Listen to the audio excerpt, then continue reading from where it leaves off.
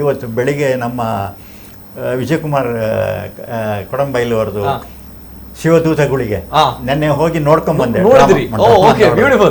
ಅದ್ಭುತವಾಗಿ ಮಾಡಿದ್ದಾರೆ. ಆದ್ರೆ ನನಗೆ ಅದು ಕಾನ್ಸೆಪ್ಟೇ ಇರ್ಲಿಲ್ಲ.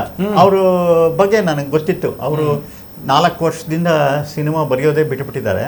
ಅವ್ರು ನಾನು ಕೇಳಿದಾಗ ನಿಮಗೆ ಅಂದ್ರೆ ಬರ್ಕೊಡ್ತೀನಿ ಅಂತ ಹೇಳಿ ನಿಜವಾದ ಅವ್ರಿಗೆ ಬಹಳ ಥ್ಯಾಂಕ್ಸ್ ಹೇಳಬೇಕು. ಯಾಕಂದ್ರೆ ಅಷ್ಟು ದೊಡ್ಡ ರೈಟರು ಅವರು.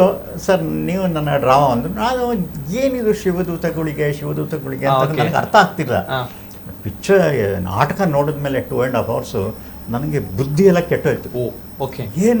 ಏನು ಒಂದು ಕಾನ್ಸೆಪ್ಟ್ ಮಾಡಿ ಅದರಲ್ಲಿ ಟೆಕ್ನಾಲಜಿ, ಅದರಲ್ಲಿ ಕತೆ, ಅದರಲ್ಲಿ ಕಾಸ್ಟ್ಯೂಮ್ಸು, ಅದರಲ್ಲಿ ಪರ್ಫಾರ್ಮೆನ್ಸ್, ಒಂದು ಚಿಕ್ಕ ಸ್ಟೇಜಲ್ಲಿ ಒಂದೊಂದ್ಸರಿ ನಮಗೆ ಸಿನಿಮಾದವ್ರಿಗೆ ನಾಚಿಕೆ ಆಗಬೇಕು, ಅಷ್ಟರ ಮಟ್ಟಕ್ಕೆ ಇಂಪ್ಯಾಕ್ಟ್ ಅದರಲ್ಲಿ ತಂದಿದ್ದಾರೆ.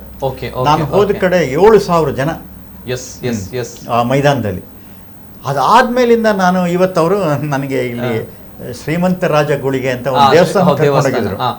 ಹೋದಾಗ ಒಂದು ಇಂಪ್ಯಾಕ್ಟ್ ಇತ್ತು. ಅಂದ್ರೆ ಇದೆಲ್ಲ ನಂಬಿಕೆ ಇದ್ದು ನನ್ನ ಮಗಳು ಹಾಗೇನೆ ಒಂದ್ಸರಿ ನಾವು ಮಂಗಳೂರಿಂದ ಇಲ್ಲಿಂದ ಬರ್ಬೇಕಾದ್ರೆ ನಿಲ್ಸ್ಬಿಟ್ಟು ಕೊರಗಜ್ಜನ್ ದೇವಸ್ಥಾನಕ್ಕೆ ಹೋಗಿ ಬರ್ಬೇಕು ಅಂತ ನನಗೆ ಅರ್ಥ ಆಗ್ಲಿಲ್ಲ ಇದೇನು ಅಂತ. ಬಟ್ ಆದ್ರೆ ಈಗ ಎಲ್ಲ ಒಂದೊಂದೇ ನೋಡ್ತಾ ತುಂಬಾ ಡೆಪ್ತ್ ಇದೆ. ಯಾಕಂದ್ರೆ ನಾನು ಕೋಟಿ ಚೆನ್ನಯ್ಯ ಫಿಲಮ್ ನೋಡಿದ್ದೆ, ಸುವರ್ಣ ಅವ್ರು ನನಗೆ ಬಹಳ ಫ್ರೆಂಡ್ ಆವಾಗ. ಆಮೇಲೆ ವಿಶ್ವಕುಮಾರ್ ಅವರು ತುಂಬಾ ಫ್ರೆಂಡು. ನಾನು ಅವ್ರ ಕರಾವಳಿ ಪಿಕ್ಚರ್ ಮಾಡಬೇಕು ಅಂತ ಬಹಳ ಒದ್ದಾಡಿದೆ ಆಗ.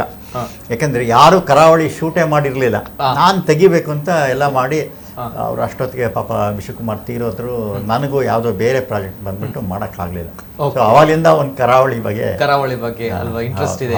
S, beautiful sir. ತಾವು ಹೇಳುವಂತಹ ಮಾತುಗಳನ್ನ ನೋಡಿದಾಗ ಗೊತ್ತಾಗುತ್ತೆ. ಶಿವದೂತಗಳಿಗೆ ನಾಟಕವನ್ನ ನೋಡಿದಿರಾ, ಕೊಡಿಯಲ್ ವೆಲ್ ಸರ್ ನೋಡಿದ್ರೆ ಈ ಒಂದು ಮಾತನ್ನ ಕೇಳಿದ್ರೆ ಅವರಿಗೆ ತುಂಬಾನೇ ಖುಷಿ ಆಗ್ಬಹುದು. ಯಾಕಂದ್ರೆ ಮುಕ್ತ ಕಂಠದಿಂದ ಪ್ರಶಂಸೆಯ ಮಾತುಗಳನ್ನ ಆಡಿದ್ದಾರೆ ರಾಜೇಂದ್ರ ಸಿಂಗ್ ಬಾಬು ಅವರು. ಹೆಮ್ಮೆ ಆಗುತ್ತೆ. ಯಾಕಂದ್ರೆ ನಮ್ಮ ಶಿವದೂತೆಗಳಿಗೆ ಅನ್ನುವಂಥದ್ದು ಅತ್ಯದ್ಭುತವಾಗಿ ಪ್ರದರ್ಶನವನ್ನ ಕಾಣ್ತಾ ಇರುವಂತಹ ನಾಟಕ.